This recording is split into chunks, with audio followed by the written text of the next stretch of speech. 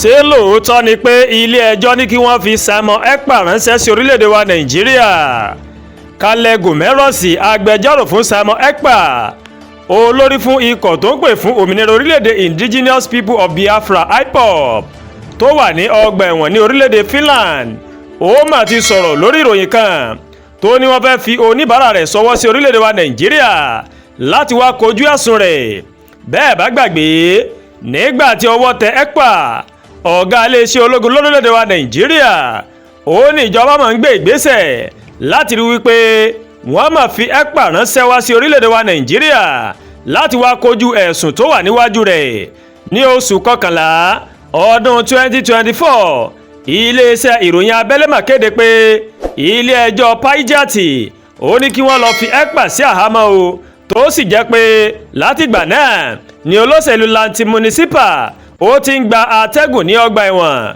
Bí Ekpa bó ṣe ti wà lọ́gbà ẹ̀wọ̀n, ìjọba orílẹ̀-èdè wa Nàìjíríà ó fi orúkọ rẹ̀ sínú àwọn èèyàn 12 tí wọ́n ti àpò owó báńkì wọn fún ẹ̀sùn ìgbésùmọ̀mí. Ẹ má gbàgbé pé Ekpa ó jẹ́ ọmọ orílẹ̀-èdè wa Nàìjíríà láti apá gúúsù, ló tún jẹ́ ọmọ onílùú ní orílẹ̀-èdè Finland.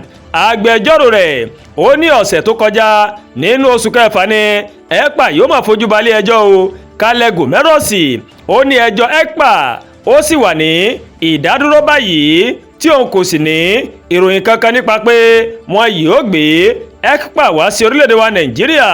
N kò mọ ohunkóhun nípa pé wọ́n fẹ́ mú Simon Ekpa wá sí Nàìjíríà, ọ̀rọ̀ rẹ̀ sì wà ní ilé ẹjọ́ o. Agbẹjọ́rò rẹ̀ ló ṣàlàyé bẹ́ẹ̀.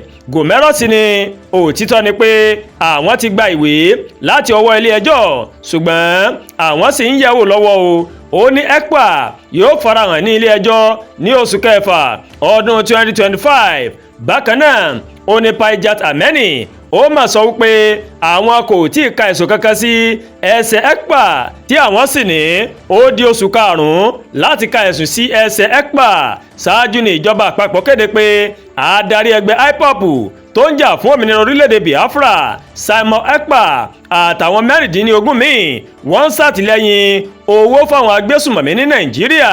Bákan náà, ó ní ìjọba mà tún gbẹ́sẹ̀ lé àkáǹtì owó Ekpa àtàwọn 16 yòókù. Wọ́n ní ta ni Simon Ekpa gangan? Ọmọ bíbí ìjọba ìbílẹ̀ Ọ̀hákù ní ìpínlẹ̀ Ebonyi ó ní Simon Ekpa, tí wọ́n sì bí ní ọjọ́ 21 oṣù kẹta ọdún 1985. Ó jẹ́ ọmọọba Ìwàngbò ní Ingbo àti Lolo Ìwàngbò. Orílẹ̀-èdè Finland ní Simon ó mà ló máa ń gbé o, níbi tó ti ń ṣáájú ìpè fún òmìnira fún Biafra, tó sì sọ fún àwọn ẹ̀yà Igbo lórílẹ̀-èdè Nàìjíríà láti kópa nínú ètò ìdìbò tí ìjọba àpapọ̀ tó bá kùnà láti tú Nnamdikanu sílẹ̀. Simon lórí òpó ayélujára Twitter rẹ̀ ó ṣàpèjúwe ara rẹ̀ gẹ́gẹ́ bí ajàfẹ́tọ̀ọ́mọnìyàn, olùdásílẹ̀, agbẹjọ́rò, olóṣèlú, agbẹnusọ Biafra àti bẹ́ẹ̀ bẹ́ẹ̀ lọ o. Ó kéde ọjọ́ 5 láti ọjọ́ 23 títí di ọjọ́ 28 gẹ́gẹ́ bí ọjọ́